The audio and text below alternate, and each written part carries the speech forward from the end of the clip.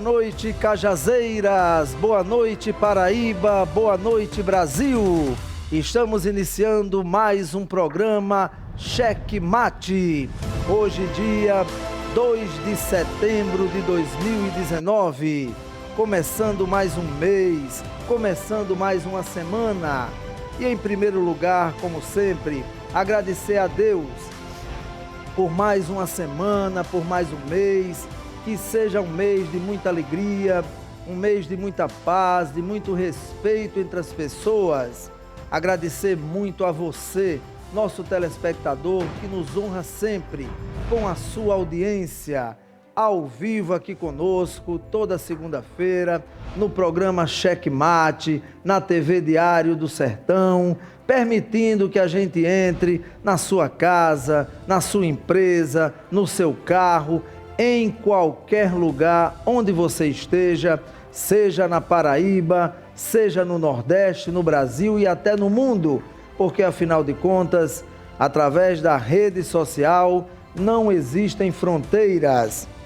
E principalmente, que seja um mês de muita conscientização a respeito dessa campanha, desse tema hoje tão relevante que é a questão do suicídio.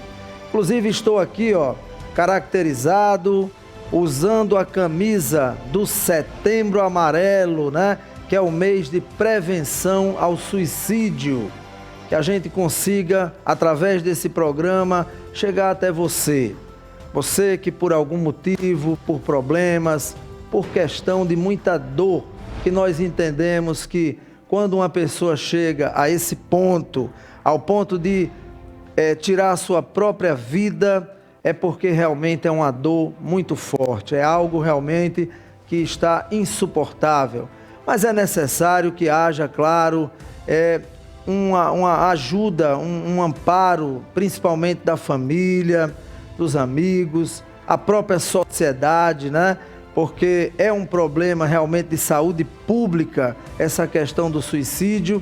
E o Cheque Mate, como sempre, não pode deixar de trabalhar temas relevantes, importantes para você, para a sua família, para todas as pessoas do Brasil e do mundo. E hoje nós temos aqui duas pessoas muito gabaritadas, pessoas realmente que vão poder falar a respeito desse assunto com autoridade.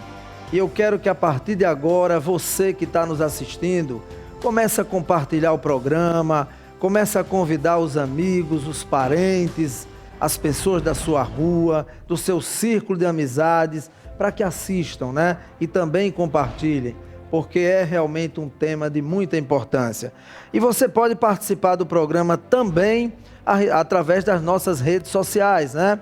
O WhatsApp vai aparecer aí, esse aí, 839-9322-7473, você pode participar do programa ao vivo aqui conosco. Você pode mandar um áudio, né? E nós vamos passar aqui o áudio que você mandou, com a pergunta, com comentário, fique à vontade. Também pode participar através do nosso WhatsApp aqui, né? DDD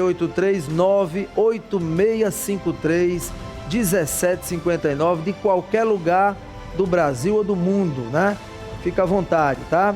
Através do Facebook, Diário do Sertão, Facebook do programa Cheque Mate, Fernando Antônio Cheque Mate, através do link tvdiariodosertão.com.br. Esse número que está aparecendo no seu vídeo, DDD 83 3531 2251, é para você ligar para a gente, é para você participar ao vivo, falar conosco aqui, né? Perguntar, fazer algum comentário, alguma ajuda que você está precisando com os especialistas que eu tenho aqui hoje, você pode também participar. Então fica à vontade, esse programa é feito para você, é pensando em você, no seu bem-estar, né? Para que você se sinta tranquilo e diga, valeu a pena assistir, ok? E agradecer a todos que estão assistindo também pela Netline HD TV, canal 3. Muito obrigado pela audiência, muito obrigado mesmo. Bom, vamos começar por ele, que já esteve uma vez aqui no programa, faz muito tempo, depois passou um tempinho e agora está voltando, né, ao programa Checkmate. Ele veio da nossa capital, João Pessoa. Um abraço a todos aí de João Pessoa. Aliás, um abraço a todos de qualquer cidade da Paraíba, do Nordeste do Brasil, que esteja assistindo. O nome dele é Paulo Iocanã, ele é espírita e ele vai tratar hoje essa linha, a linha realmente da doutrina espírita, né? Para você que infelizmente perdeu alguém através do suicídio, né? E claro, chegar até você que por acaso passa isso na sua cabeça para que a gente consiga de alguma forma lhe ajudar, né? Paulo, o seu boa noite a todos os nossos telespectadores, muito obrigado pela presença. O Fernando, eu que agradeço o convite, mais uma vez estar aqui ao lado do Dr. Léo. A gente fica realmente muito honrado em poder contribuir, em poder trocar ideias acerca desse assunto que, como você falou, é de alta relevância para a sociedade como um todo. Então a gente espera poder contribuir realmente e aprender juntos mais esse programa do Checkmate. Muito obrigado, Paulo Iocanã, obrigado pela sua presença, né? Bom, o nosso outro convidado, ele já é de casa. Ele é uma pessoa realmente que eu sempre agradeço muito a sua presteza em vir, né? Em estar sempre disponível, em sempre que a gente procura, ele nunca procura assim algum obstáculo para estar no programa. É uma pessoa que eu tenho um respeito muito grande, um grande profissional. Ele é médico, ele é ortopedista, ele é psiquiatra, Dr. Leonide Abreu, conhecido aqui carinhosamente por todos como Dr. Léo Abreu. Muito obrigado pela presença, mais uma vez, Dr. Léo. Boa noite, Fernando, boa noite, Paulo, tive o prazer de conhecer. Boa noite aos telespectadores do programa Checkmate, TV Diário. Dizer que é mais uma vez um prazer estar aqui e disponível para a gente tratar esse assunto de alta relevância, importância, um tema intrigante, polêmico, mas que precisa ser discutido, debatido com muita profundidade para que a gente possa contribuir com a redução das estatísticas que infelizmente tem crescido no Brasil e no mundo. Fico à disposição. Muito bem, eu vou já aproveitar, já que o senhor estava com a palavra, né? E muito se comenta sobre suicídio, a própria imprensa, a gente divulga, né? As pessoas, enfim, os meios de comunicação, né? E eu pergunto aqui ao senhor, Dr. Léo Abreu, né? Exatamente isso, certo? Falar sobre suicídio induz alguém a cometê-lo? De forma nenhuma. Há um tabu de achar que se alguém comentou que vai se matar, ele não vai se matar, porque ele está dizendo que sim. Normalmente as pessoas leigas têm esse discurso. Se alguém quer se matar, não vai dizer que vai se matar, ele diz sim. E muitas vezes diz não com palavras textuais, eu quero me matar, eu vou me matar. Mas ele diz muitas vezes com palavras ou frases subliminares, como dizer que a vida não tem mais sentido, dizer que não encontra mais perspectiva ou sentido de continuar vivendo. E dentro, claro, de um contexto, não apenas professar essas palavras soltas dentro de um contexto, por exemplo, de uma discussão de birra de adolescente com pai e mãe, não significa, obviamente, que aquele adolescente que está dizendo aquilo da boca para fora vai se suicidar. Isso é dentro de um contexto. Mas, de uma forma geral, quando alguém expressa um sentimento negativo sobre a vida, um pensamento de que não faz mais sentido, aquilo, no mínimo, deve ser considerado no sentido de conversar a família, as pessoas que estão ouvindo o depoimento dessa pessoa, de acolhê-la, ouvir e poder compreender se há realmente profundidade e sentido nessas palavras. Mas se deve sim falar, ouvir e discutir sobre suicídio. Quanto mais se fala sobre o assunto, mais desperta nas pessoas a possibilidade de se abrir com alguém, de procurar ajuda, e essa ajuda ela é multidisciplinar. né? Concorre para ajuda em alguém que está pensando em suicidar, o médico, o psicólogo, mas também o religioso, a família, a sociedade como toda, a escola. Qualquer pessoa apta a ter 1 minuto de sua atenção para ouvir alguém, para oferecer um ombro amigo, às vezes até por telefone, existem telefones do Centro de Valorização da Vida e outros instrumentos que estão disponíveis, inclusive, para as pessoas que queiram, que moram só, que moram em grandes cidades, que muitas vezes não têm amigos próximos ou familiares e vivem numa vida muito individual. Ela pode recorrer a instrumentos dessa natureza para desabafar, para externar o seu sentimento e invariavelmente, na grande maioria das vezes, apenas o externar desse sentimento com alguém ouvindo a alma, né, a essência da pessoa, o seu sentimento mais profundo, é suficiente para retirar naquele momento aquele ímpeto de buscar o suicídio como um recurso último de alívio de um sofrimento que muitas vezes é crônico e intenso. Muito bem. Eu gostaria, Paulo, se você tiver alguma coisa a acrescentar, viu? Você também fica à vontade, tá certo? Na palavra do Dr. Léo e vice-versa, né? Mas eu gostaria de saber o seguinte, com relação à própria imprensa, a maneira como divulga, né, as questões de suicídio, enforcamentos, o tiro, né, essa maneira de divulgar, a maneira como posta-se isso, na sua opinião, Paulo, isso tem algum reflexo assim? Pois essa é uma questão muito importante da gente discutir, porque o suicídio, ele é um assunto, como o Dr. Léo falou, ele não pode ser um tabu, ele precisa ser conversado. A própria campanha, o Setembro Amarelo, vem quebrando essa tradição, né, de ser um tabu, de não se conversar sobre o assunto. Porque tudo que é saúde pública, você só consegue combater com informação, né? A dengue, a AIDS, enfim, todas as doenças que são de saúde pública, um problema de saúde pública, preciso ter informação para a população. Agora, isso não quer dizer que você possa tratar do assunto de qualquer forma, de qualquer maneira. Porque quando você tem uma pessoa que está mentalmente debilitada, perturbada, algumas questões podem, efetivamente, disparar certos gatilhos, né? Então, a imprensa precisa ter muito cuidado para, por exemplo, não enaltecer aquela pessoa que, porventura, tenha se suicidado. Porque muitas vezes a pessoa ela identifica naquele enaltecimento a única forma dela ser reconhecida por alguém no mundo, né?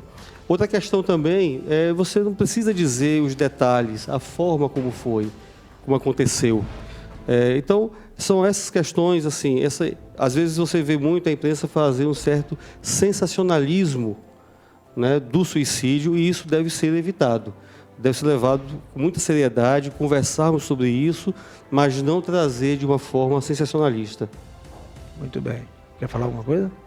Sim, não, só confirmar, realmente é importante, porque da mesma forma como se deve discutir abertamente sobre suicídio, mas enaltecer, divulgar imagens de suicídio, divulgar imagem de cartas que pessoas que se suicidaram deixaram para uma mensagem a alguém, pode sim induzir.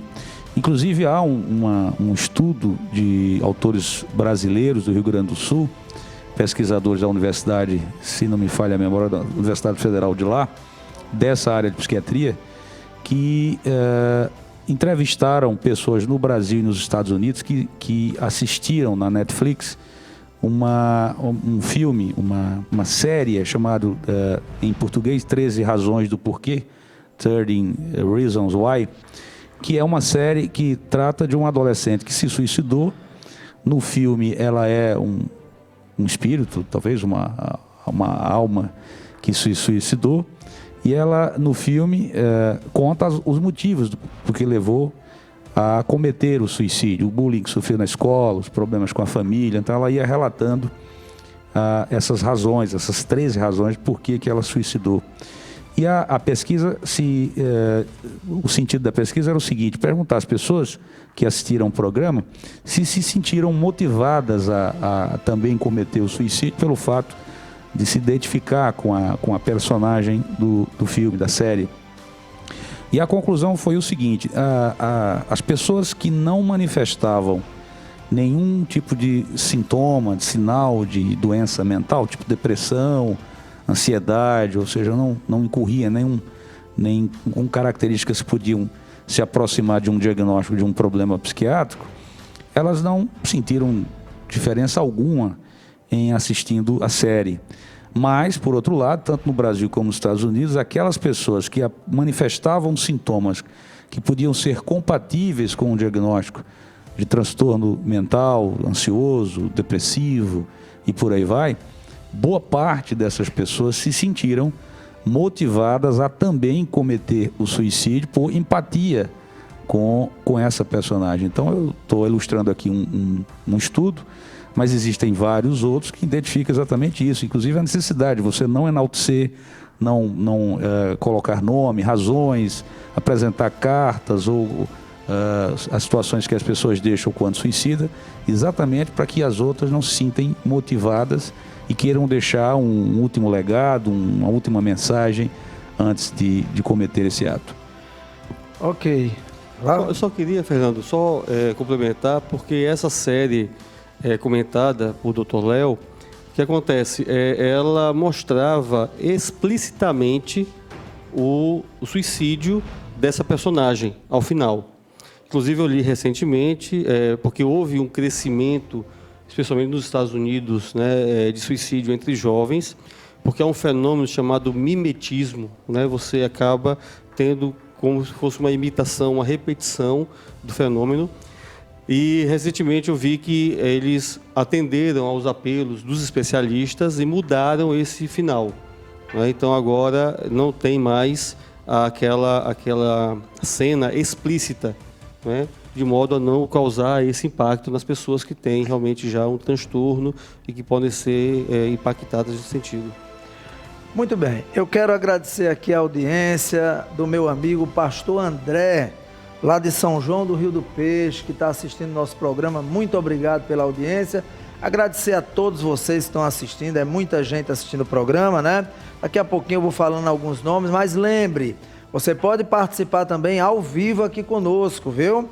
Através do telefone que já vão colocar aí no monitor, tá certo? No vídeo, né? Aí está, ó, 3531-2251, DDD 83. Você liga, pergunta, comenta e os nossos especialistas estão aqui para responder a sua pergunta ou comentar em cima do seu comentário também.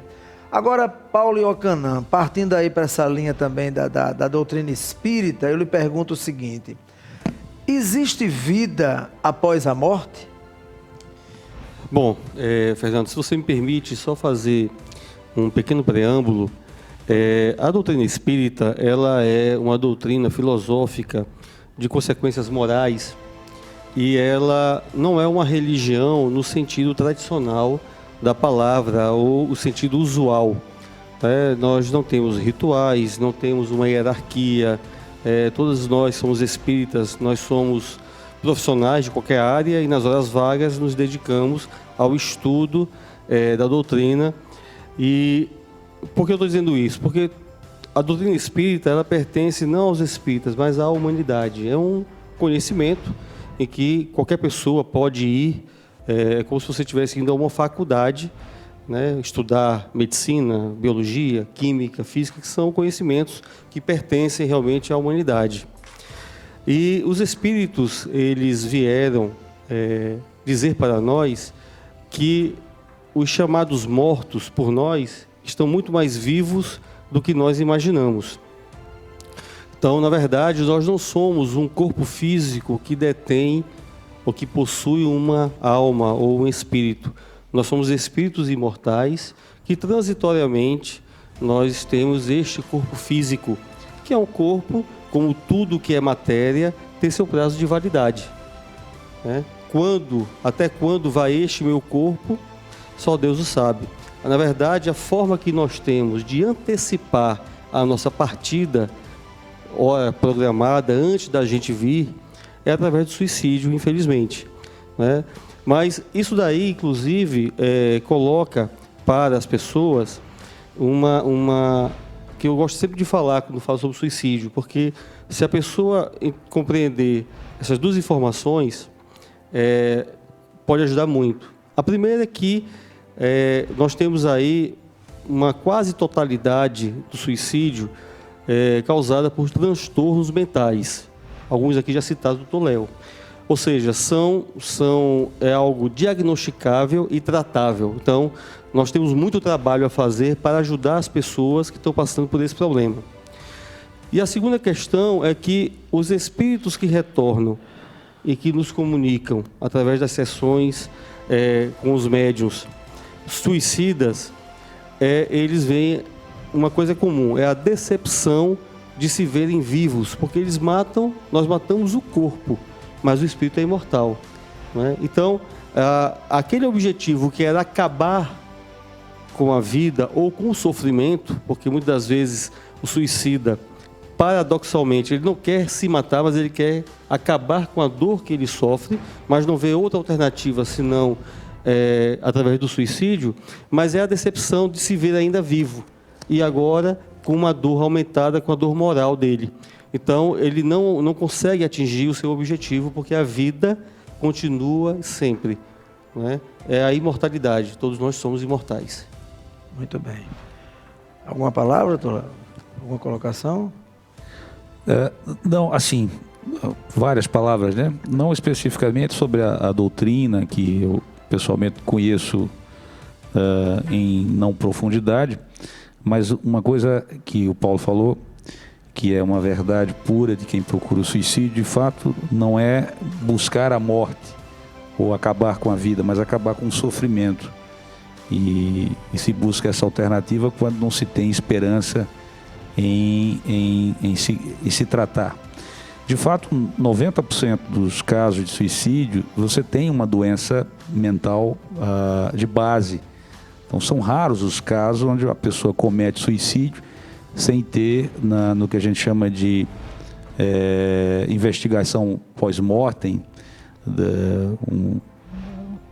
retrospectiva de vida dessa pessoa, com familiares ou relato anterior, não se identifica patologia mental existente.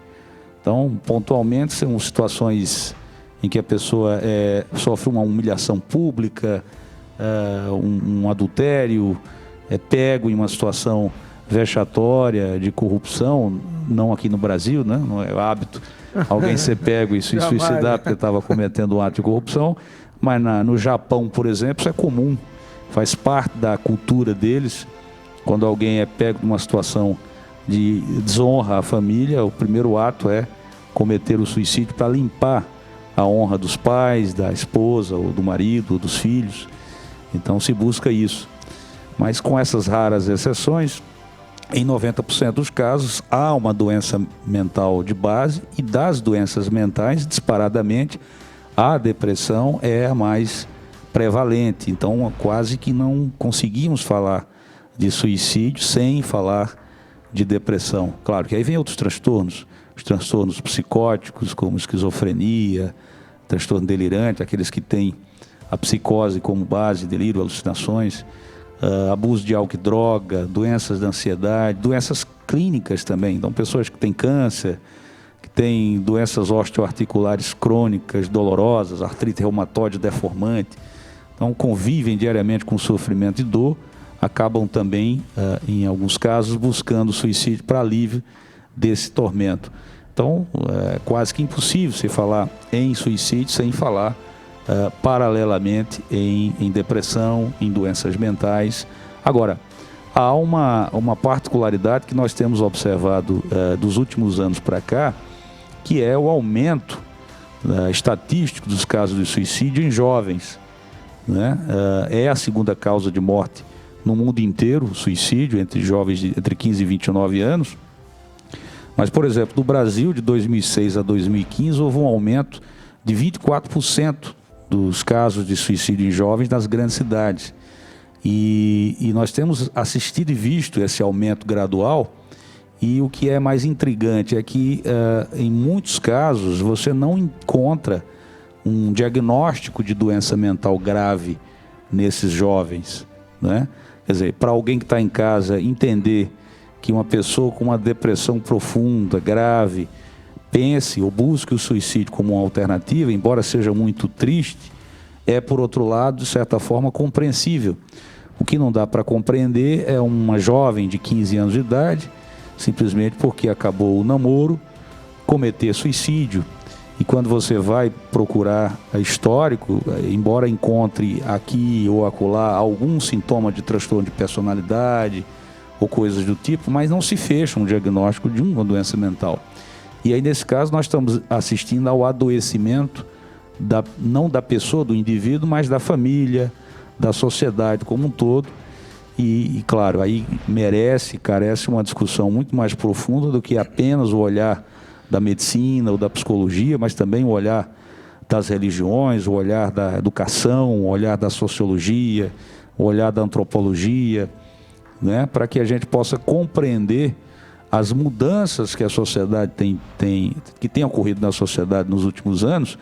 Por exemplo, conversava com o Paulo aqui antes de entrar, questão da tecnologia, da internet, das redes sociais, como está o papel do pai e da mãe diante dos filhos, diante da estrutura hierárquica da família, como estão os valores discutidos na escola, com os jovens, a metodologia pedagógica de ensino, tudo isso, de alguma forma, impacta, especificamente nas redes sociais e na internet e na tecnologia. Nós temos assistido constantemente pessoas famosas que chegam ao topo do estrelato, que têm manifestado sintomas de depressão, têm se sentido exauridas, né?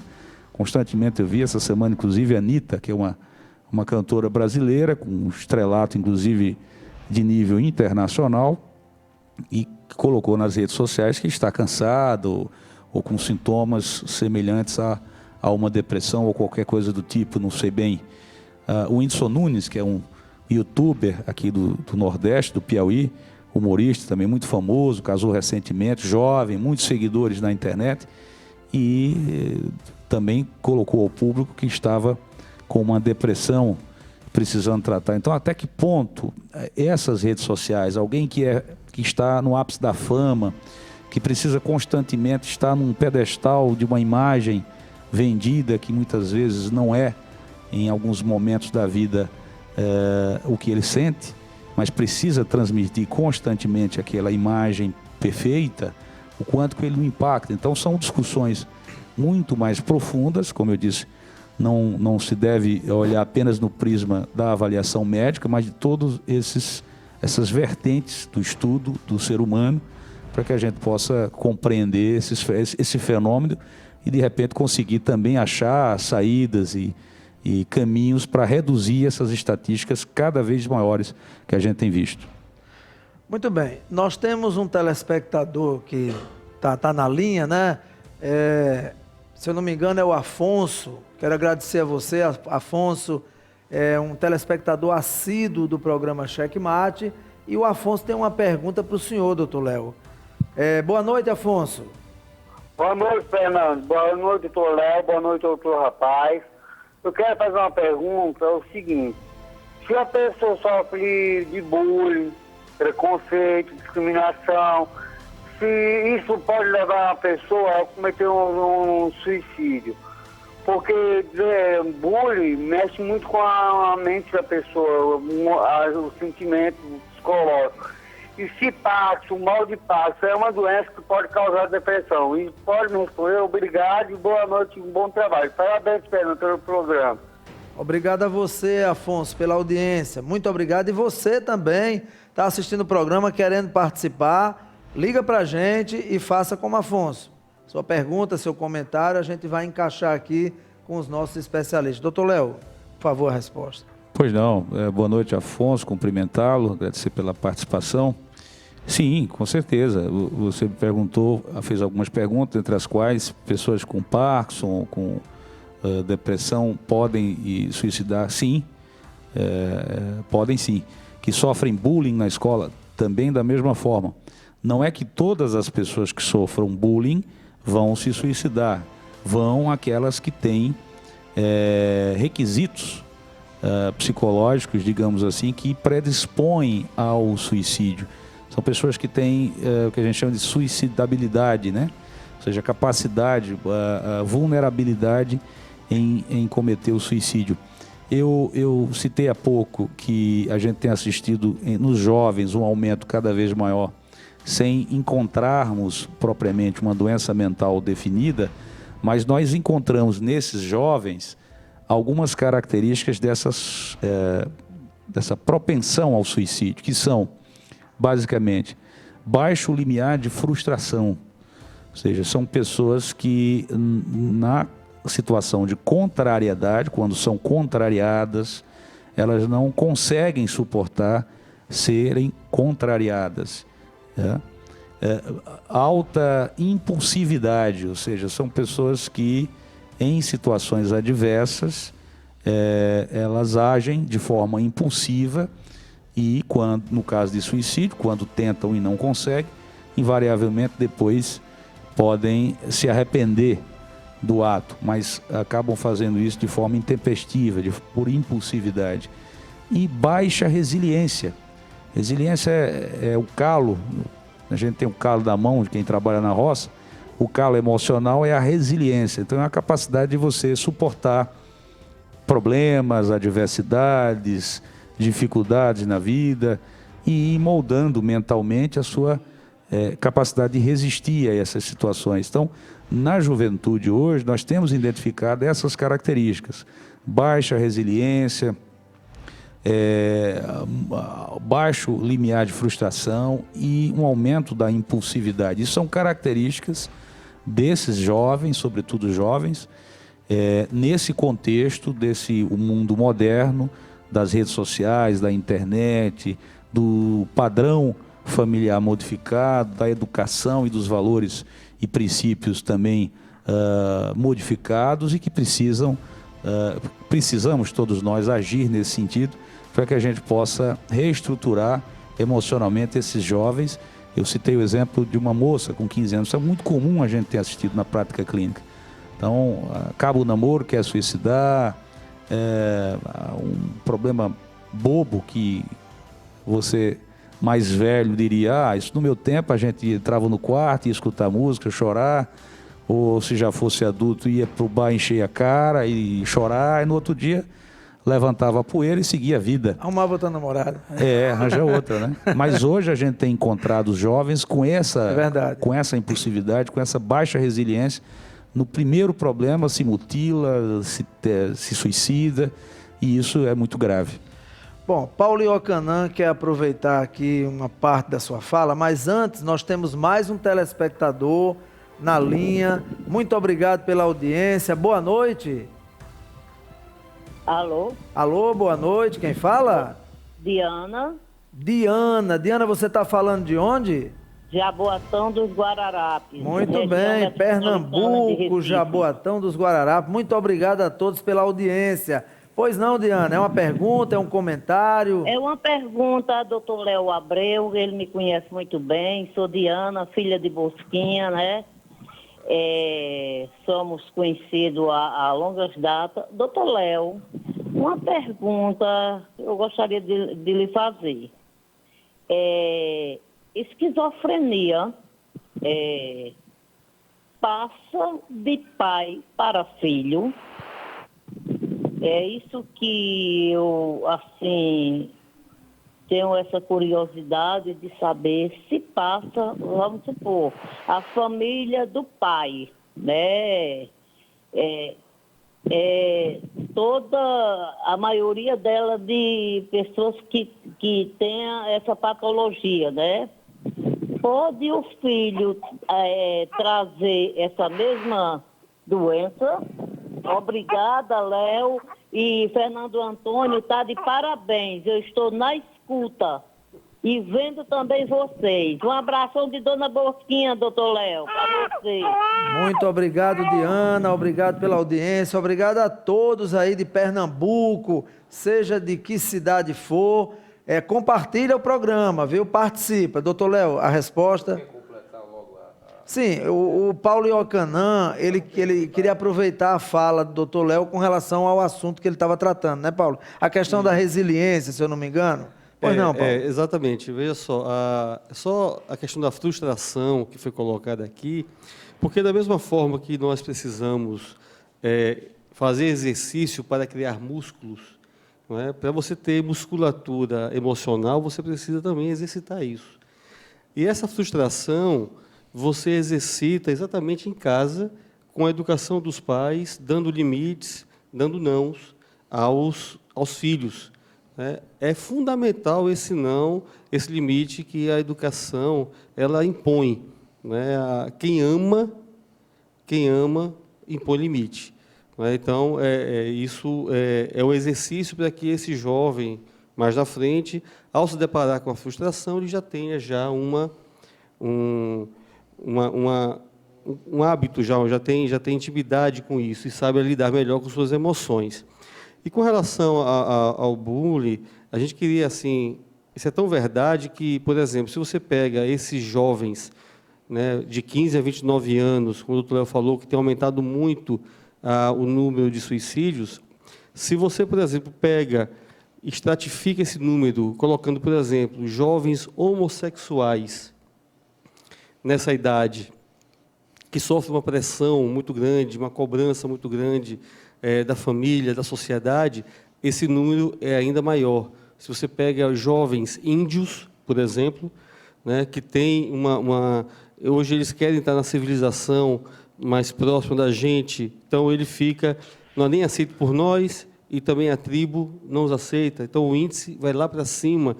Então, essas pressões emocionais, né, ser uma mulher numa sociedade machista como a nossa, não é fácil também. Então, o número de suicídios, ou melhor, de tentativa de suicídio no público feminino é bem maior do que a masculina, embora os homens, por serem mais efetivos, por usarem métodos mais violentos, tenham um número maior de suicídio entre homens, mas a tentativa é maior entre as mulheres. Então, são exemplos de como essa pressão social ela faz um aumento no suicídio. Doutor Léo, antes da sua resposta, só agradecer aqui, Anísia Gonçalves, de João Pessoa, capital, assistindo o programa.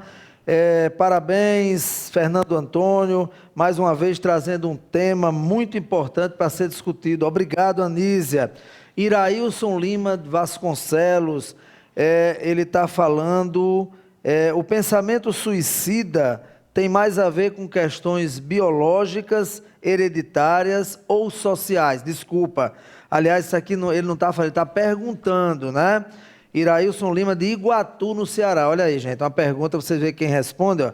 O pensamento suicida tem mais a ver com questões biológicas, hereditárias ou sociais, né? Obrigado.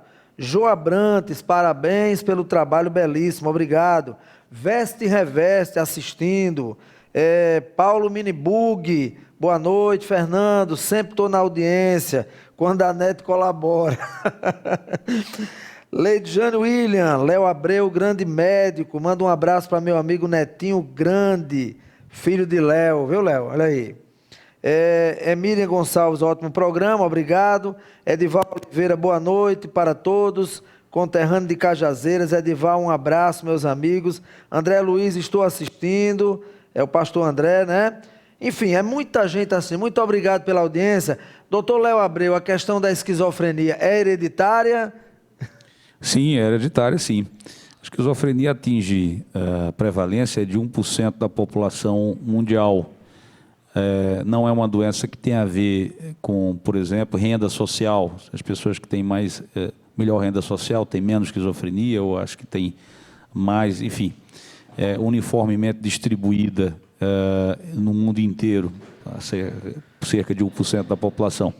E é transmitida, sim. Você vai encontrar em até 2/3 dos casos de esquizofrenia um histórico familiar de também esquizofrenia, ou uma doença do que a gente chama do espectro esquizoafetivo. São pessoas que têm depressão bipolar, inclusive já há novos estudos genéticos que encontram genes muito parecidos da transmissão da depressão bipolar com a esquizofrenia, então estão muito próximos. E outras doenças psicóticas afim. Então, é muito comum você encontrar, transmissível. Como a esquizofrenia atinge, no ponto de vista de idade, mais os homens numa fase menor da vida, ela é mais comum de acontecer nos homens, por volta dos 16 aos 22 anos. E na mulher, a partir daí, então dos 25 aos 30. Então, a probabilidade maior, quando afeta homens, por afetar numa fase da vida ainda muito jovem, de 16, 17 anos, é que esses homens afetados, eles não casem.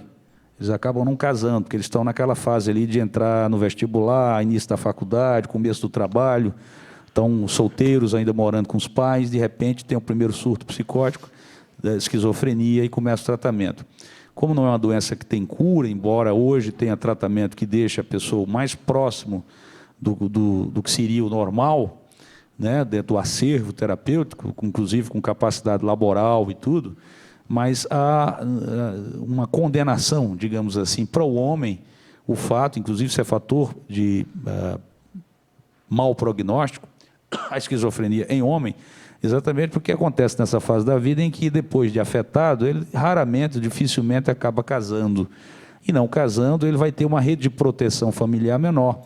Porque aí, quando ele chegar aos 50 anos, ele vai estar numa fase crônica da esquizofrenia, mesmo que esteja bem com a medicação, e os pais que tomam conta dele, já idosos ou falecidos, então não tem essa rede de proteção, diferente da mulher que tem o primeiro episódio psicótico aos 25, 30 anos, ela está, em tese, já casada ou com filhos pequenos, então ela vai ter uma proteção maior. Mas, para resumir, a resposta é sim, de transmissão e herdabilidade genética. Muito bem. Paulo Iocanã, muita gente assistindo o programa e, obviamente, muitos no Brasil, no mundo, já perderam pessoas queridas através do suicídio, né? Então, eu lhe pergunto o seguinte: o que fazer, Paulo, quando um parente ou amigo, o que os familiares devem fazer quando acontece esse suicídio? Bom, os números mundiais, segundo a Organização Mundial de Saúde, ele nos traz aí um número aproximado de 800 mil suicídios ano. Isso daria aí em torno de, a cada 40 segundos, uma pessoa no mundo tira a própria vida. E dos estresses que nós temos na vida, a morte de uma pessoa querida, ela é o maior deles, e quando é por suicídio, esse estresse vai lá para cima. Então, as pessoas são muito, muito afetadas. Esse grupo mais próximo daquela pessoa que partiu pelo suicídio, a primeira questão é que precisa de ajuda, precisa de acompanhamento, né? Eles são realmente fortemente impactados pela morte através do suicídio. Agora, uma questão que a gente também considera muito importante é que todos nós precisamos saber que o nosso ente querido, ele destruiu o corpo, mas ele continua vivo. E aí as nossas orações, as nossas preces, o não julgamento, porque realmente muitas vezes você fica numa situação, um sentimento de culpa, de não saber o que foi que aconteceu, por que eu não ajudei, se eu tivesse feito isto ou aquilo, eu poderia ter salvado a pessoa. Então, esse sentimento de culpa, ela é muito dolorida, né? É muito dolorido esse sentimento. Mas, com relação a este ente que partiu, nós precisamos orar por ele, né? Emitir boas vibrações e evitar realmente o julgamento. Porque, como você falou no início, Fernando, só quem passa por isso é que sabe, né? Os estudiosos do assunto, os chamados suicidólogos, eles são unânimes em dizer que o suicídio não tem uma causa apenas, né? É um conjunto de fatores. Você pode ter, às vezes, uma causa preponderante ou aquela última gota d'água que desencadeou ou que deu realmente o suicídio. Mas não há uma causa única. né? É multifatorial isso aí, então nós não temos como realmente dizer que a pessoa é fraca, a pessoa falta isso, falta aquilo, não dá para isso, né? Mas eu acho que é muito importante que as pessoas estejam muito atentas aos familiares que ficaram, aos parentes e amigos mais próximos, que precisam, sim, de um auxílio, inclusive psicológico, psiquiátrico, um acompanhamento, porque elas se tornam pessoas mais frágeis.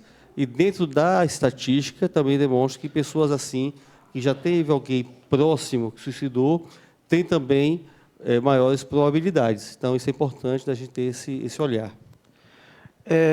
Eu vou deixar aqui uma pergunta para o doutor Léo Abreu, e daqui a pouquinho, doutor Léo, o senhor responde, né? Eu tive conversando com alguns familiares de pessoas aqui da nossa cidade, né, aqui de Cajazeiras, que cometeram suicídio, certo? E o senhor, como psiquiatra, eu queria que o senhor falasse sobre isso. Interessante que em alguns casos dessas pessoas que cometeram suicídio, os familiares me falaram o seguinte, que não observaram nenhuma mudança nas atitudes da pessoa. A pessoa estava assim, agindo normalmente, inclusive teve 2 suicídios aqui na cidade, um na torre aqui no Cristo ali, né, no Cristo Rei, e outro num bar. Eu não vou dizer o nome aqui do bar, até porque o programa é ao vivo para o Brasil e para o mundo inteiro, e isso aí talvez não seja do agrado das pessoas, né? Mas um bar muito conhecido aqui na cidade de Cajazeiras, uma pessoa tirou sua vida dentro do bar, né? E alguns familiares disseram, não deu para notar nada, né? Não houve mudança, a gente não observou. Então eu pergunto ao senhor, como psiquiatra, o seguinte: é possível a pessoa conseguir mascarar essa dor ao ponto, ou é algo assim também que pode ter sido repentino, né? Aquele estalo, assim, aquela coisa, aquele choque imediatamente que aconteceu naquele dia e levou a pessoa a esse extremo, tá? O senhor responde já, tá certo? Deixa só eu falar aqui com o Gil, né? Gil, o microfone aqui, por favor. Gil é do Rei dos Óculos, certo? Rei dos Óculos é uma das melhores óticas aqui da cidade de Cajazeiras, né? E sempre com promoções assim incríveis, tá? Gil, essa semana, esse mês de setembro, apesar de ser, vou enfatizar muito isso, ó, mês do Setembro Amarelo, que é o mês de prevenção ao suicídio, mas o que é que o Rei dos Óculos tem de bom esse mês? Boa noite a todos que nos acompanham em casa. Eu diria a melhor, tá? A melhor ótica de Cajazeiras é Rei dos Óculos. A promoção desse mês, Fernanda, é o seguinte: nós prorrogamos a promoção, por quê? Porque o mês de agosto, o Indique e Ganhe, graças a Deus, foi um sucesso, como todas as promoções que o Rei dos Óculos promove, porque algumas pessoas, você indicando 5 pessoas, você ganhava um lindo óculos solar. Tivemos alguns clientes que não completou a sua cota, alguns clientes 4, 3. Então, para beneficiar eles, nós prorrogamos. Tá? Essa promoção se prorrogará durante todo o mês de setembro. Portanto, você que ainda não começou a indicar, indique, porque ainda dá tempo de você ganhar o seu lindo óculos solar. E as pessoas que precisam completar, fiquem tranquilas, porque o mês de setembro você vai conseguir ganhar o seu óculos, completando a cota de 5 clientes. Com relação às armações, né, que todos já sabem que custa R$50, eu gostaria de enfatizar o seguinte: as nossas armações, elas não são R$50. As nossas armações, o preço dela é de R$240. Acontece que o Rei dos Óculos fixou, tá, um preço fixo, único de R$50 para facilitar os clientes, né, no final, no preço total do seu óculos, conseguir um óculos com um preço bom. Além disso, tá, nós temos preços de lentes diferenciados que só você indo lá no Rei dos Óculos para conferir. Com relação aos exames de vista, continuamos todas as sextas-feiras em Cajazeiras, no Calçadão, e em São João do Rio do Peixe, tá? Ao lado da matriz. Qualquer dúvida que você tenha ou curiosidade para olhar as nossas armações, porque são realmente muito lindas, aqui só são alguns exemplos, você pode nos seguir no @reiótica, ou querendo saber de algum orçamento, alguma dúvida, é só ligar no nosso WhatsApp, 839-8722-1499. Muito bem, então só enfatizando, né? Quer dizer que a promoção continua, foi prorrogada agora para setembro, e aquela pessoa que indicou 3 pessoas em agosto, indicando mais 2... vai ganhar o seu brinde, o seu lindo só óculos. Só o rei dos óculos mesmo. Lembrando que você Parabéns. chega lá e você vai escolher, tá? Não é que eu vou te dar esse, você escolhe a peça que você quiser. Show, Gil. É isso aí. É rei dos óculos, não tem outro lugar, não. Verdade. Muito bem. Agora eu quero falar para você que também está procurando, né, um presente para o seu pai, para a sua mãe. Pode me dar aqui, por favor? Pode me dar que eu entregue. Você que está procurando um presente para o seu pai, para a sua mãe, né? Ou para seu filho, né? A loja aqui em Cajazeiras, onde você vai chegar e vai se sentir muito bem e vai ficar assim, maravilhado com tanta coisa bonita, tanta coisa de qualidade e preço bom, chama-se Levina Shop. Olha aí, ó.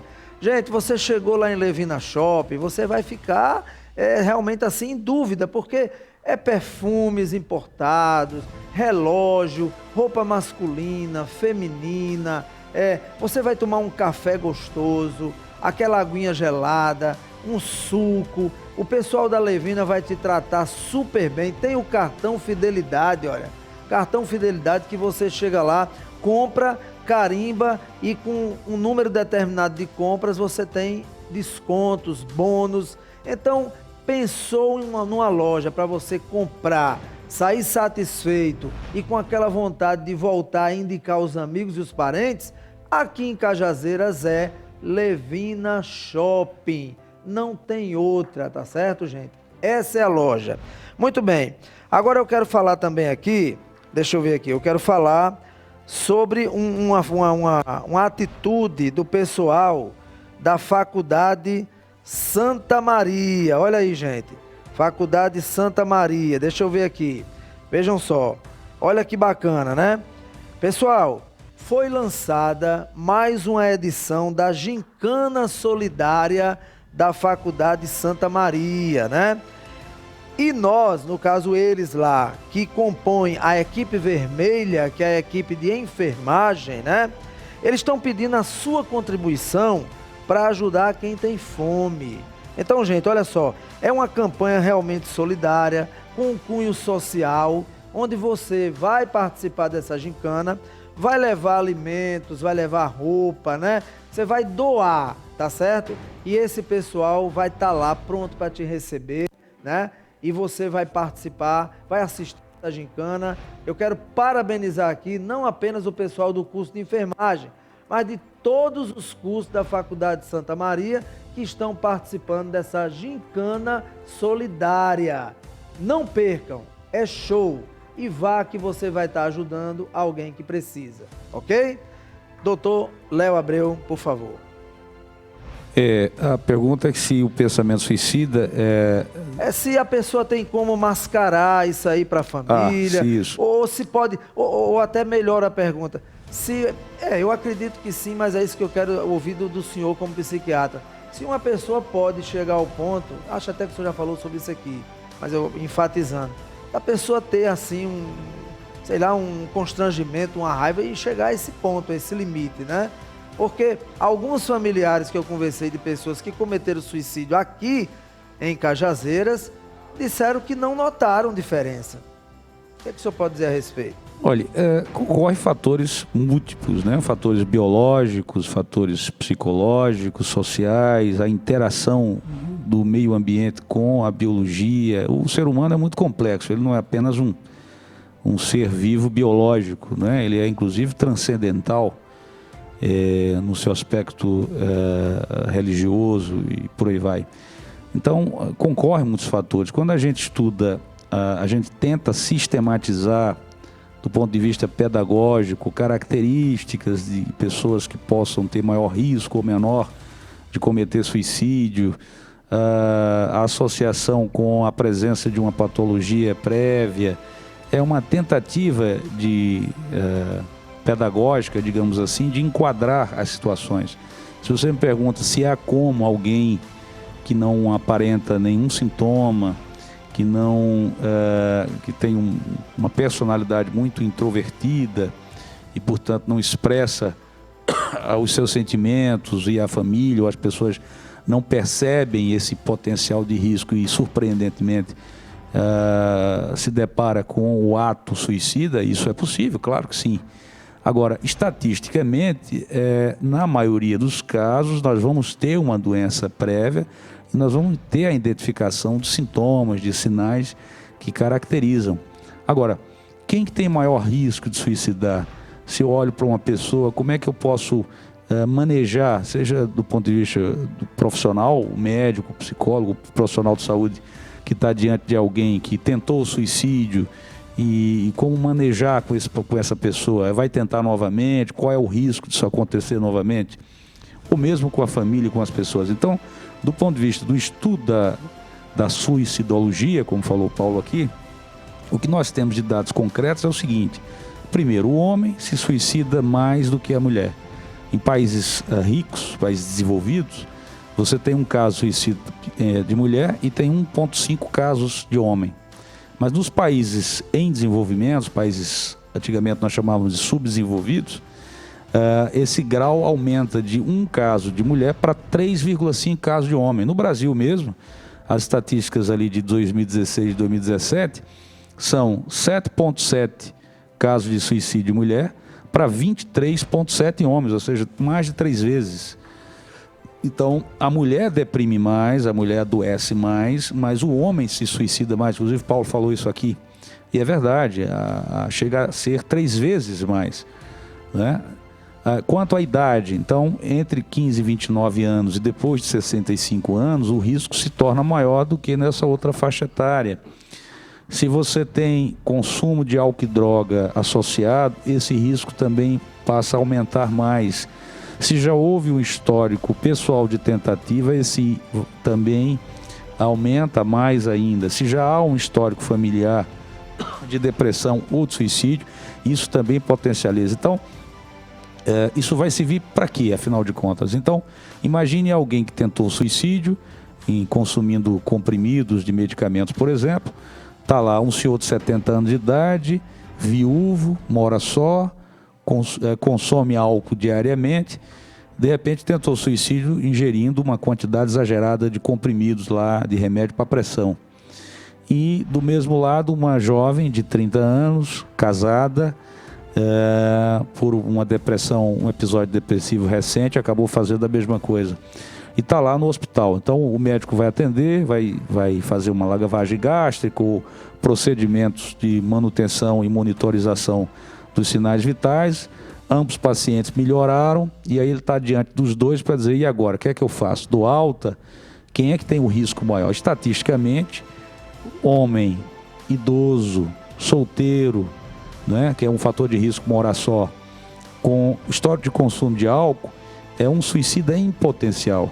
Diferentemente da jovem de 30 anos, mulher, casada, sem um histórico anterior, sem consumo de álcool e droga, eu vou ter abordagens distintas. Então, para esse senhor, a indicação é mantê-lo internado, iniciar um tratamento antidepressivo e não dar alta, porque ele vai cometer de novo. Para a mulher, dados os dados estatísticos, há uma rede de proteção, não que ela não vá poder se suicidar, mas o risco é 3,5 vezes menor do que esse senhor. Então eu posso, no caso dela, conversando com os familiares, mostrando a situação, encaminhá-la para um tratamento ambulatorial da sua depressão, com medicação em casa. Já para o senhor, não. Então existem essas características, muito mais baseado em dados estatísticos. Mas no fim das contas, a gente não trata estatística, a gente trata uma pessoa individual. Então vai muito de caso a caso, para que a gente possa entender se essa pessoa tem maior ou menor risco. Mas nunca zerar esse risco, né?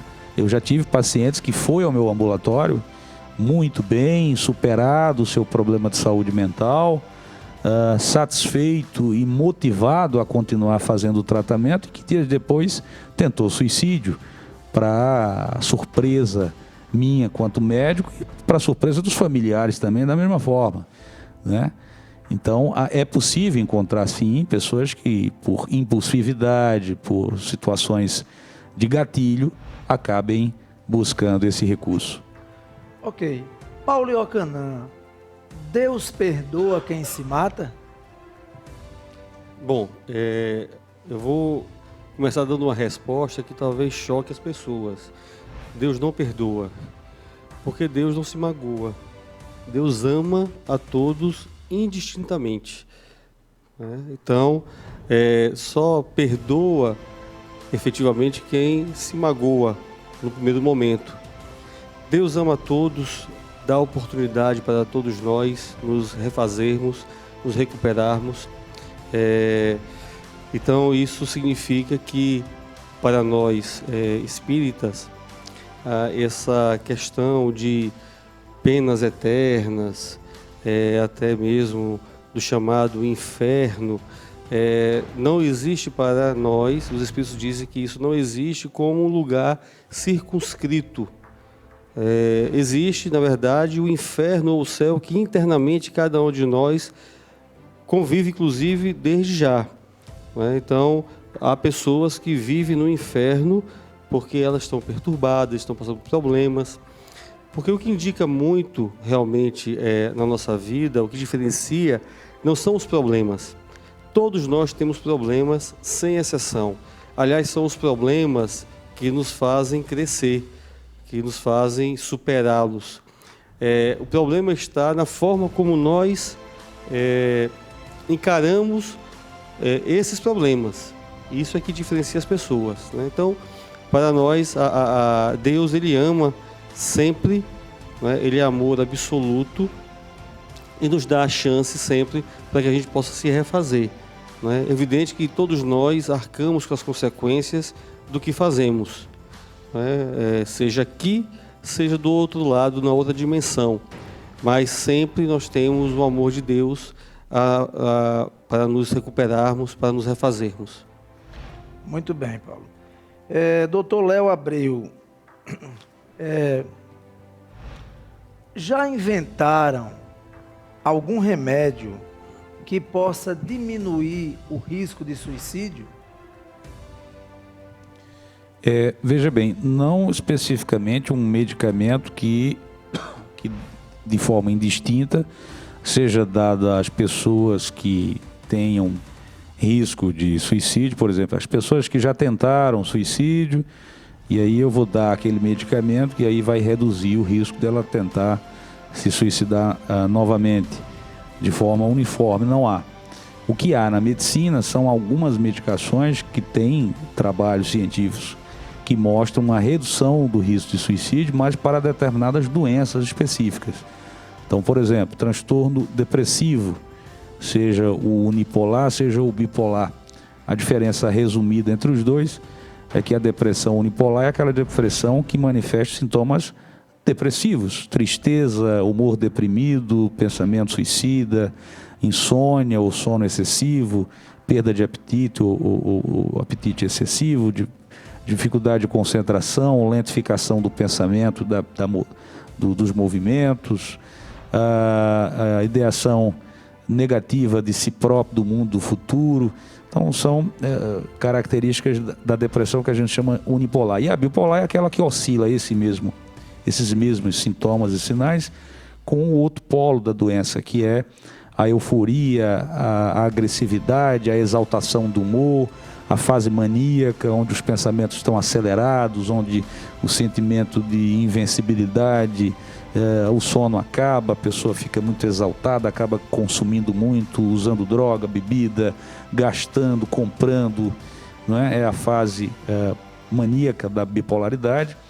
Então, para esses pacientes, o lítio, que nós utilizamos, o carbonato de lítio, é uma medicação que surgiu ainda no final do século XIX, foi descoberto ou pesquisado para usar em pessoas portadoras de gota, né, de quem tem ácido úrico, e os pesquisadores da época, se não me falha a memória, da Inglaterra ou da Nova Zelândia, não me recordo, começaram a observar que aqueles pacientes que tinham sintomas depressivos melhoravam. Tinha gota, tinha artrite gotosa, usava o carbonato de lítio para reduzir as dores articulares da gota, também melhoravam os sintomas de humor.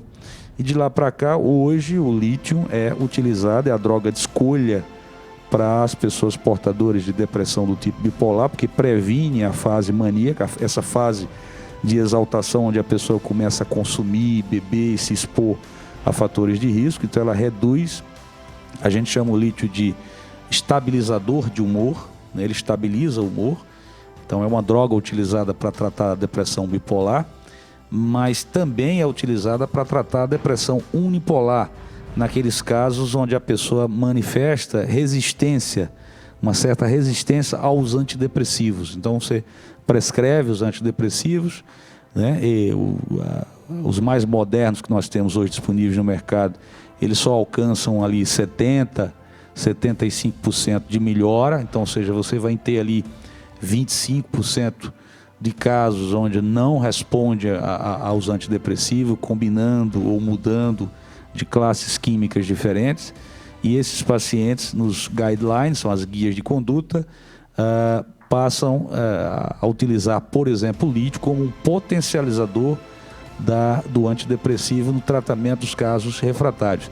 E o que os estudos mostram é que há um impacto direto da redução do número de casos de suicídio para os pacientes deprimidos, que poderiam evoluir com o suicídio, mas que, em usando o lítio, há uma redução significativa.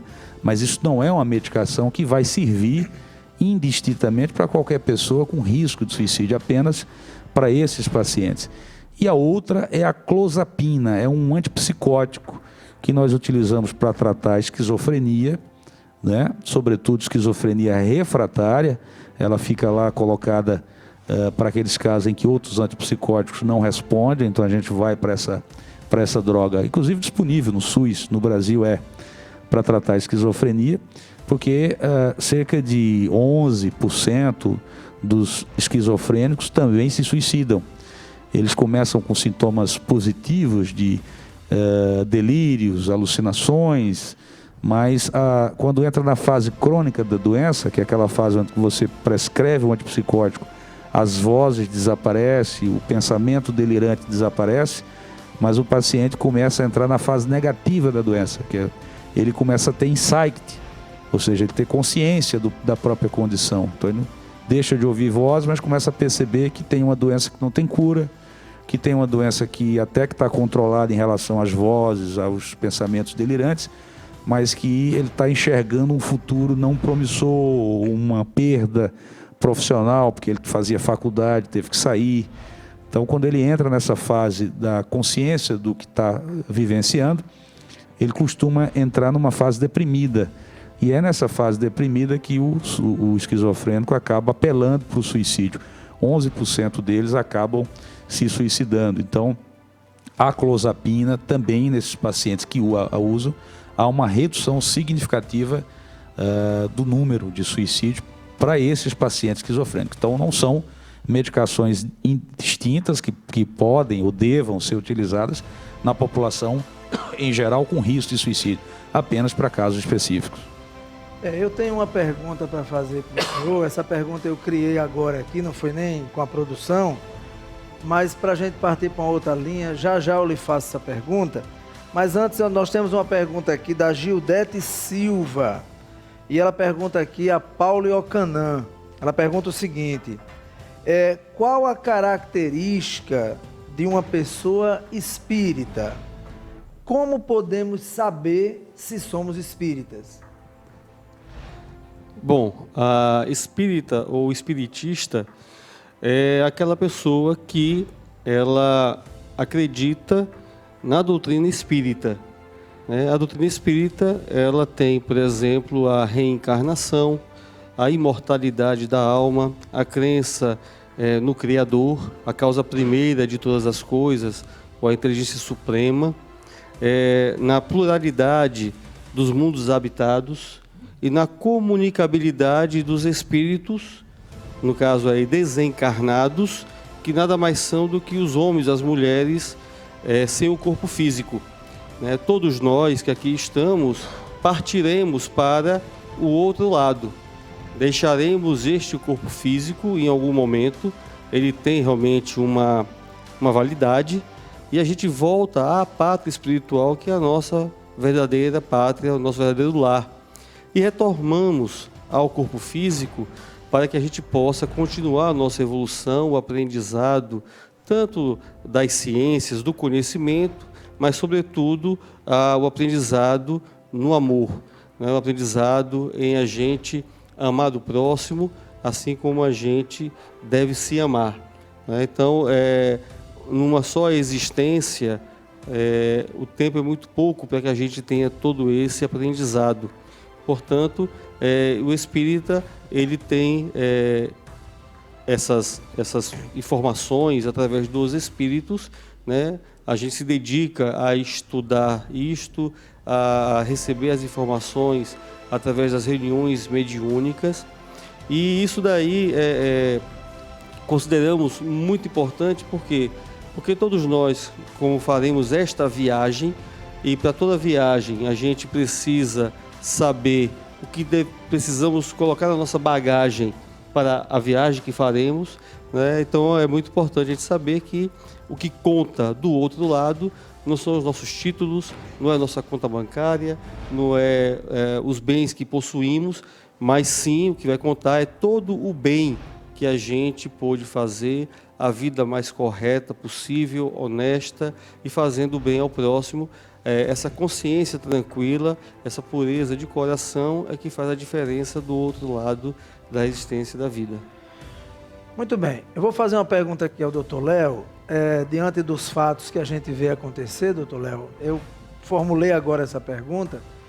Primeira pergunta seria o seguinte: o suicida mata? É a pergunta, né?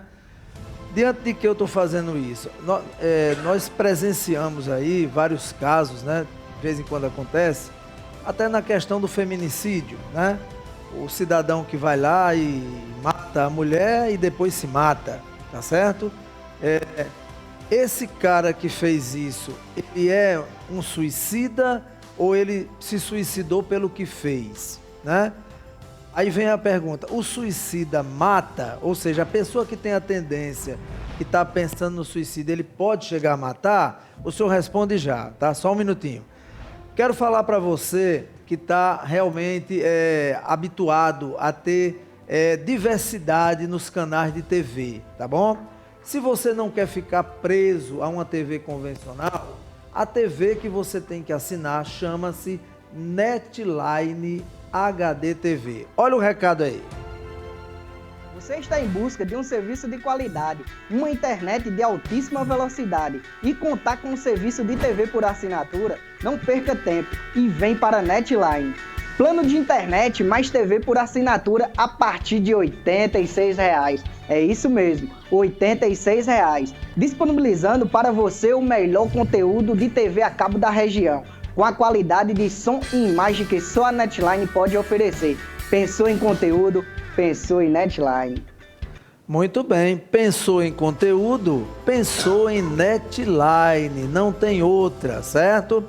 Agora eu quero falar para você que gosta de se alimentar bem, que gosta de frequentar um ambiente realmente muito bom, com a comida boa, de qualidade. O lugar aqui é Restaurante Panela de Barro. Olha aí, gente.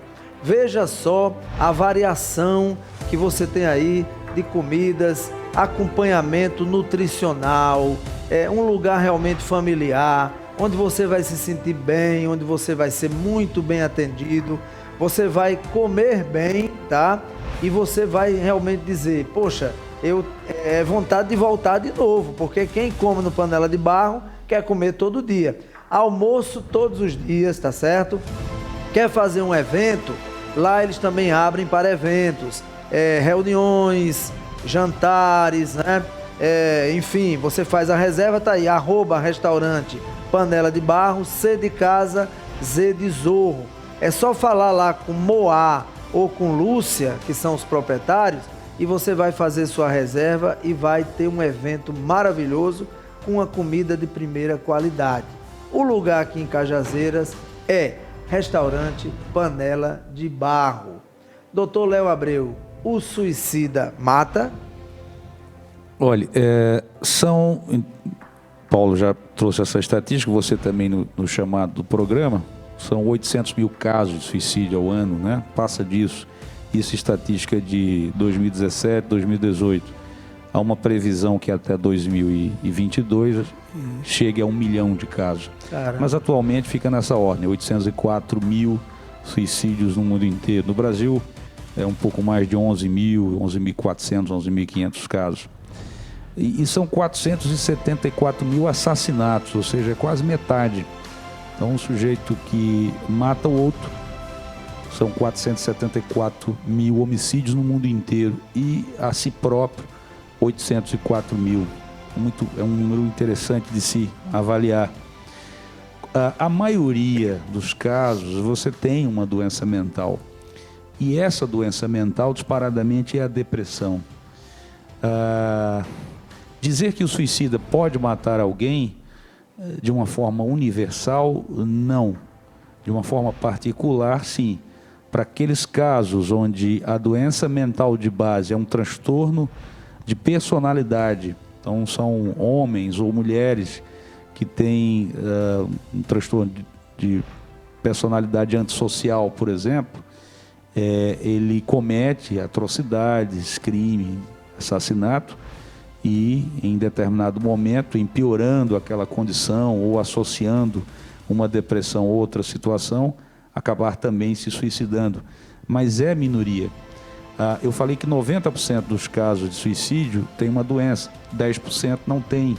Nesses 10% se enquadram essas pessoas. Por exemplo, alguém que viu a esposa traindo e não conseguiu enfrentar aquilo, acabou matando, depois se matando, não é? Então, ou nós encontramos um perfil de alguém que já tem um ciúme patológico, uma característica de transtorno explosivo intermitente, são aquelas pessoas que não têm propriamente um histórico de agressão jurídica, ou seja, de prisão, de agressão maior, mas que tem um comportamento ciumento ou explosivo intermitente nessas situações de tensão, e em determinados momentos acaba cometendo o assassinato, depois se suicidando, né? Isso não é propriamente uma doença mental, mas uma característica da personalidade, tá? Então, de uma forma geral, é minoria. Se você pegar esses 804 mil suicídios, está na minoria desses casos, esses em que alguém pode assassinar e depois suicidar. A grande maioria são pessoas que vêm sofrendo, digamos assim, individualmente, cronicamente, solitariamente com sua dor, muitas inclusive não expressando ou expressando de uma forma que as pessoas possam não perceber, e acabam cometendo esse ato translocado contra si próprio. Paulo quer aproveitar também algo da sua fala. A gente, na questão do feminicídio, Fernando, que você colocou, a gente verifica, na verdade, que o machismo, ele mata efetivamente, né? Quer dizer, o fato de eu achar que a minha mulher é uma posse e que eu não aceito o rompimento e que se não for minha não é de mais ninguém, né, me faz ir lá e matá-la. E talvez a vergonha, né, o fato de matar, né, uma pessoa tal, eu não suporte também conviver mais, até perante a família dela, minha, enfim, dos filhos.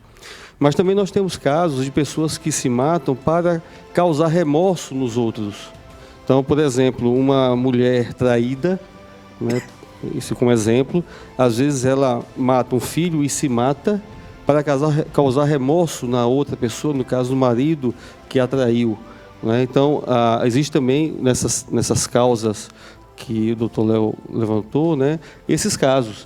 Você vai verificar em muitos casos de pessoas que estão nas unidades de terapia de queimados, por exemplo, são tentativas de suicídio, né, na tentativa de causar remorso, vingança para com outras pessoas. Então, as coisas são muito mais complexas realmente do que a gente possa imaginar. Paulo Iocanã, os espíritos podem influenciar alguém a se suicidar? Kardec ele faz uma pergunta que é assim: se os espíritos influenciam em nossas vidas. E a resposta deles é a seguinte, que mais do que a gente possa imaginar, que de ordinário eles nos dirigem. Então, nós estamos sempre acompanhados, estamos arrodeados de espíritos. Agora, qual é essa companhia?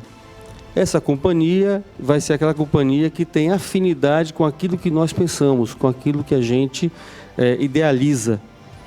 Por exemplo, se você é uma pessoa alcoólatra, em geral, a sua companhia vão ser pessoas que têm aquela mesma afinidade, que gostam também do álcool, são dependentes químicos e por aí vai. Então, o pensamento é tudo, dizem os espíritos. Então, de acordo com a minha afinidade, eu vou estabelecer essa sintonia, como se fosse uma sintonia de rádio, nas estações, e aí, então, eu vou sintonizar com esta ou aquela qualidade de espíritos. E aí nós temos, nesse processo já complexo, já foi tratado aqui, da doença mental, a gente associa também às obsessões, à influenciação de espíritos, que muitas vezes eles podem também estimular a pessoa a também se matar, né? Então, esse processo de interferência, ele existe sim, e para que a gente possa se precaver disso, é importante que nós estejamos sempre atentos aos nossos pensamentos. A oração, a prece, os bons pensamentos são um bom antídoto na relação dessas companhias, digamos assim, não tão benquistas para conosco. Dr. Léo Abreu, existe um perfil que os profissionais de saúde mental, como psicólogos ou médicos psiquiatras, por exemplo, possam traçar para identificar se uma pessoa tem maior ou menor risco de se suicidar? Sim, eu acho até que eu já respondi em parte isso, que são essas características estatísticas que nós encontramos. O fato de ser homem, já que tem 3,5 vezes chance de suicidar mais do que a mulher, embora a mulher deprima mais. Jovens entre 15 e 29 ou após 65. Pessoas que moram só, né, tem um perfil maior do que quem mora com um cônjuge ou com os pais acompanhados. Pessoas que já tentaram suicídio anteriormente, têm um risco maior. Pessoas que já têm um histórico na família de suicídio ou depressão também têm um perfil maior de possibilidade. Pessoas que consomem regularmente álcool e droga têm um potencial muito maior. E pessoas aqui, para entrar no assunto da questão da espiritualidade, da religiosidade, pessoas que profetizam a fé, em qualquer ela que seja, elas têm, em geral, uma proteção maior do que aquelas que não têm. Então é muito comum você ver uma pessoa lá deprimida, com pensamento suicida, e quando você pergunta, a senhora já pensou em suicidar? Demais, penso constantemente. Mas já tentou? Não faço porque minha religião não permite, porque eu sei que Deus não aceita esse ato. Então isso é um fator de proteção. Embora a pessoa esteja abalada pela doença, até pensando em suicidar, mas ela professar uma fé ajuda ela a encarar esse momento de dor e de doença, e é um fator de proteção muito grande. Então, e o tratamento, inclusive, das pessoas deprimidas ou com doenças mentais inclui não só essa abordagem médica, com medicações, antidepressivos e antipsicóticos, mas o apoio psicológico, terapêutico e também familiar e da religião. Então, padres, pastores, rabinos, espíritas, as pessoas que possam todas colaborar, né? Já que o ser humano é um ser muito complexo. Não é só uma biologia, não é só um espírito, não é só um ser social, é um complexo emaranhado disso tudo junto, e por isso concorre para esse tratamento exatamente todas essas abordagens, para que, então, se eu prescrevo o melhor antidepressivo, o melhor antipsicótico para o paciente, mas ele não tem uma rede familiar de proteção, ele não profetiza nenhuma fé, é um risco, é um paciente muito mais vulnerável do que outros que têm essa rede social, familiar, religiosa, o protegendo diante dessa doença. Paulo Iocanã, como o Espiritismo vê um dos maiores suicidas da história, Judas Iscariotes, estaria ele no inferno?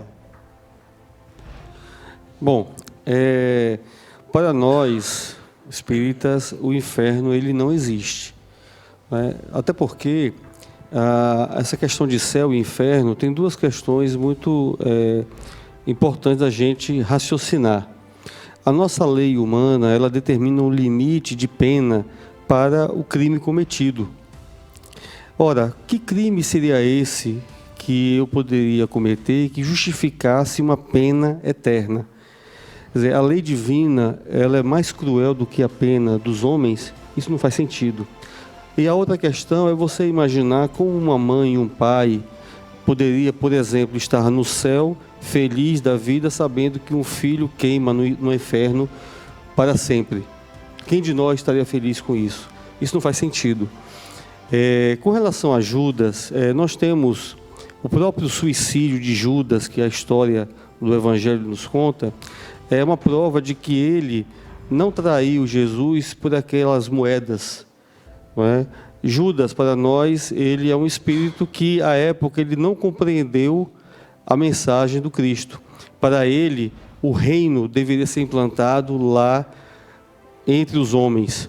E ele, talvez, verificando todos aqueles poderes de Jesus, pensou assim: vamos forçar a barra, colocar uma faca, uma espada no pescoço, e Jesus então vai fazer seus processos para tirar os romanos e deixar os judeus, então, que detestavam pagar os impostos, reinando. Só que Judas acompanhou todo o calvário de Jesus e viu todo o procedimento dele, né, que era de alguém que se entregava para dar o exemplo do perdão. Então isso causou um remorso tão grande que ele veio então a se suicidar, né? Então Judas, ele na verdade foi alguém que compreendeu de forma equivocada a mensagem do Cristo, né? Então a notícia que os Espíritos nos trazem é que o próprio Judas, na sua última encarnação, foi a própria Joana d'Arc, né, que foi traído também, foi queimado, mas ali ele já se redimiu, já é um espírito, na verdade, que está muito acima de nós, né, pela recuperação então, que ele fez, né? Então, ele está realmente melhor do que a gente. Ok. Muito bem. Paulo Iocanã mora em João Pessoa, na nossa capital, está habituado a ver, né?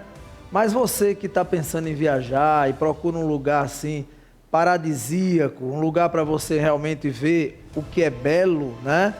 Esse lugar é a nossa capital, João Pessoa, nossa orla. E você pode se hospedar na pousada Sol Nascente.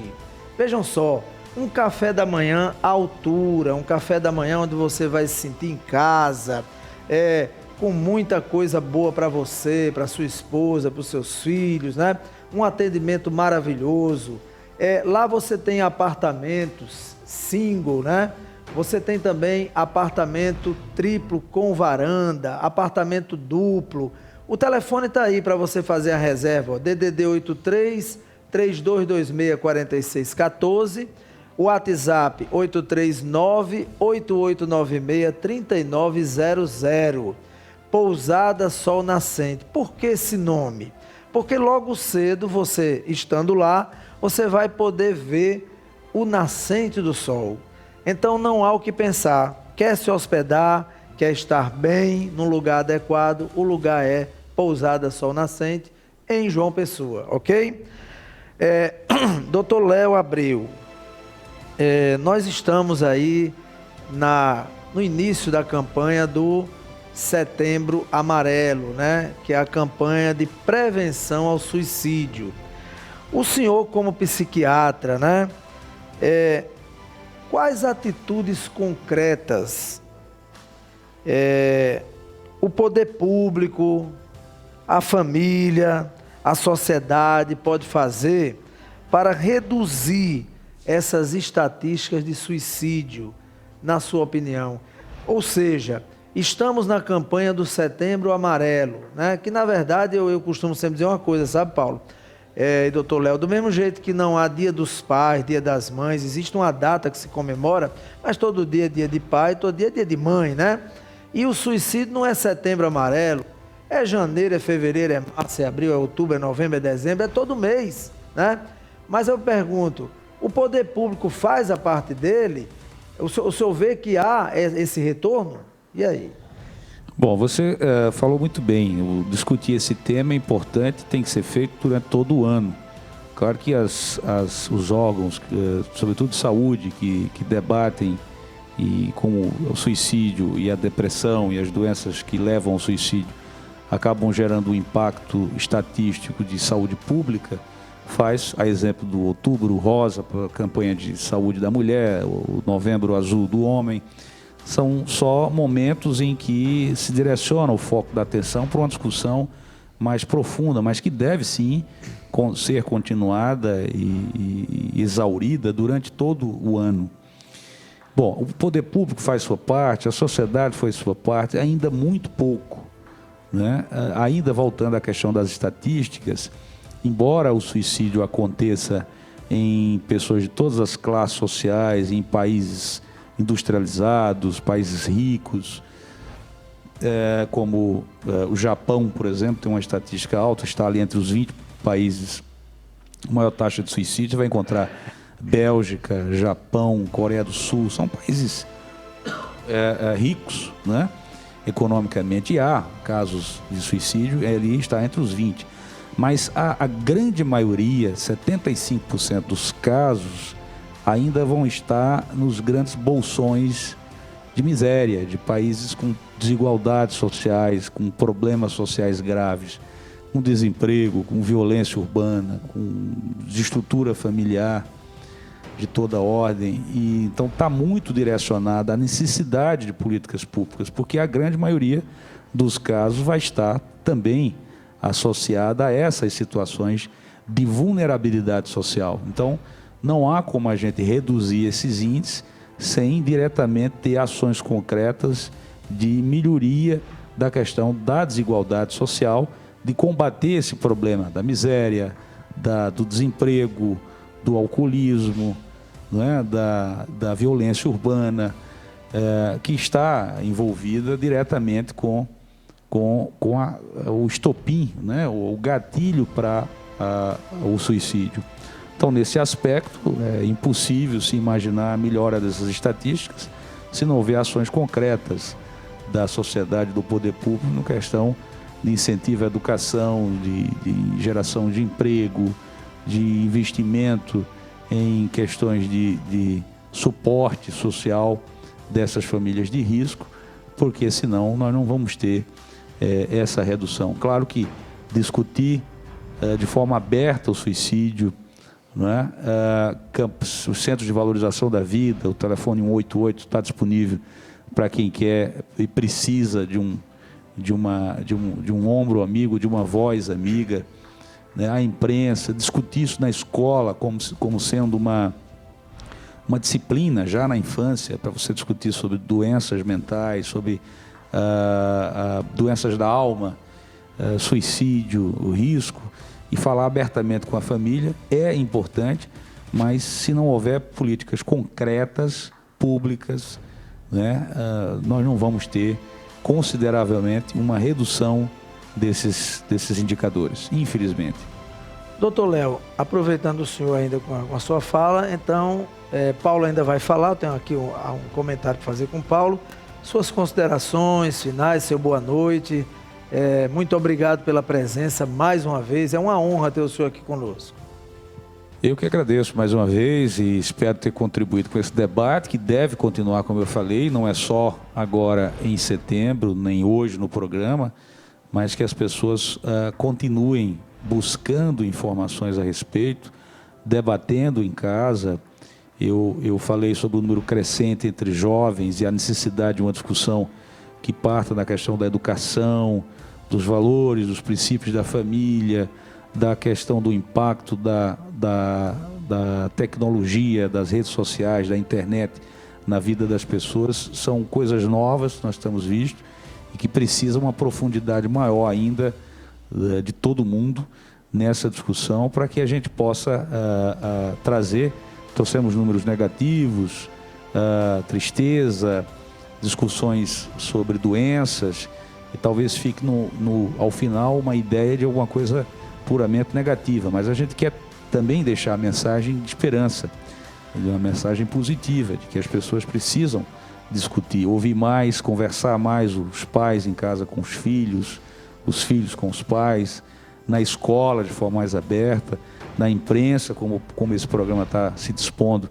e já fez isso em anos anteriores, para que a gente possa colher frutos importantes e positivos. No mais, agradecer, cumprimentar Paulo Iocanã, que eu tive o prazer de conhecer aqui hoje, e a todos os seus telespectadores. Até outra oportunidade, se Deus quiser. Muito bem. Muito obrigado, doutor Léo. Paulo Iocanã, que se dispôs a sair da nossa capital, João Pessoa, para vir aqui a Cajazeiras, para participar do programa Checkmate. Não é a primeira vez, não será a última, tá certo? Existem muitos temas interessantes para a gente trazer para o programa, para os nossos telespectadores do Brasil e do mundo, né? Paulo, o espiritismo, independente de religiões, independente de crenças, né? Mas a importância do espiritismo nessa situação do suicídio, né? Como você vê a importância do trabalho de vocês em contribuir para que isso aí reduza, diminua, e depois as suas considerações finais. E mais uma vez, muito obrigado pela presença, uma honra ter você aqui conosco. Bom, Fernando, a honra é minha, né? A gente ter essa oportunidade de tratar esse tema, ela é realmente uma coisa que talvez a gente não faça ideia do alcance, né, de quem está nos assistindo, de quem verá depois, né, da gravação e tal. Bom, o Espiritismo, trazendo a imortalidade da alma, acabando com o nada, que muitas pessoas, às vezes materialistas, acreditam que depois do corpo físico nada mais existe, ele extinguindo essa ideia, ele contribui para que a gente repense o valor que é a vida. Não é? Então, seja o problema que você está passando, que eu passe, eu preciso entender que eles são para que a gente possa crescer, a gente possa se superar, a gente possa evoluir. O suicídio, ele nunca será uma boa opção, embora você possa estar agora só tendo a chamada monoideia, né? Só a ideia de acabar com a própria vida. Procure ajuda, né? Procure seus familiares. Já foi dito aqui, o CVV faz um trabalho muito importante, os CAPS, enfim, procure um amigo. E você, familiar, se volte mais para o ser humano, né? Que a gente possa, nesse corre-corre do nosso dia a dia, a gente possa parar um pouco e observar melhor os nossos filhos, a nossa esposa, o nosso marido, nosso companheiro, nossa companheira, os nossos pais. A gente precisa dar mais atenção ao ser humano, para que a gente possa, inclusive, perceber os sinais que eles, na maioria das vezes, dão, né? Então, assim, quando eu digo assim, olha, ele foi de repente, muitas vezes esse de repente foi porque nós estamos tão atribulados e estamos esquecendo de olhar para o nosso, né, nosso amigo, nosso irmão, enfim, nosso parente. E dizer que a morte, ela não existe, que há realmente uma grande decepção de todos os suicidas que se comunicam através dos médiuns, contando a sua história, o seu sofrimento, que a decepção maior realmente é de se encontrar ainda vivo, porque nós somos seres imortais. Então, não vale a pena realmente. Vamos tentar buscar ajuda para que a gente possa superar juntos, porque isso é um problema da sociedade. Não é um problema seu, não é um problema de uma família.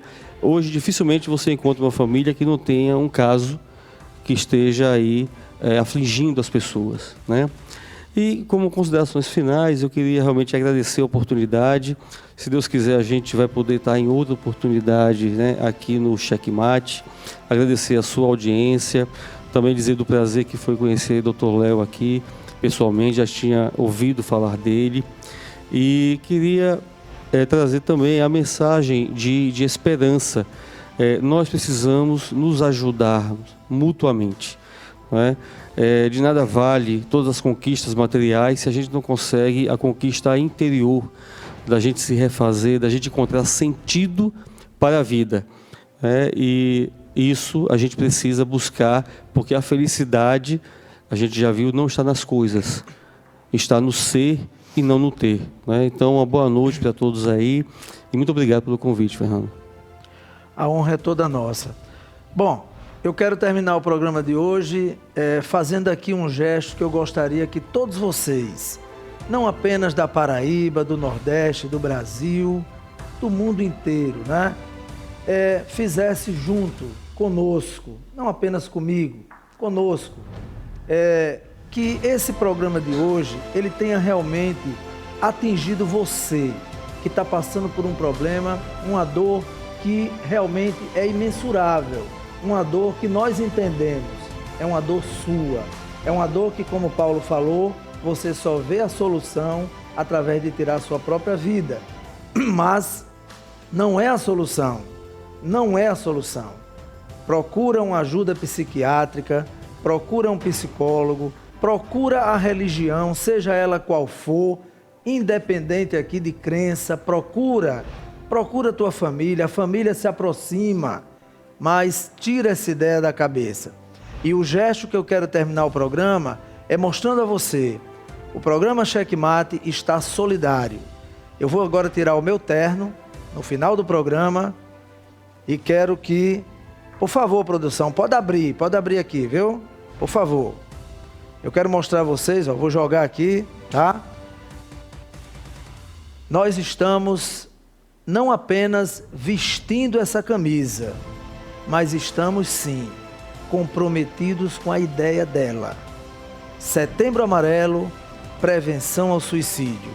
Mas não apenas setembro, é todos os meses do ano, são todos os dias do ano. Compra essa ideia, coloca na tua cabeça, veste essa camisa e ajuda as pessoas que estão, com certeza, precisando de você. Muito obrigado, ótima semana, ótimo mês, e que a gente pare de relatar mais tantos casos de suicídio, não apenas aqui em Cajazeiras, não apenas no sertão paraibano, mas no mundo inteiro. Viver é a melhor opção. Valeu, Brasil, até o próximo programa. Boa noite.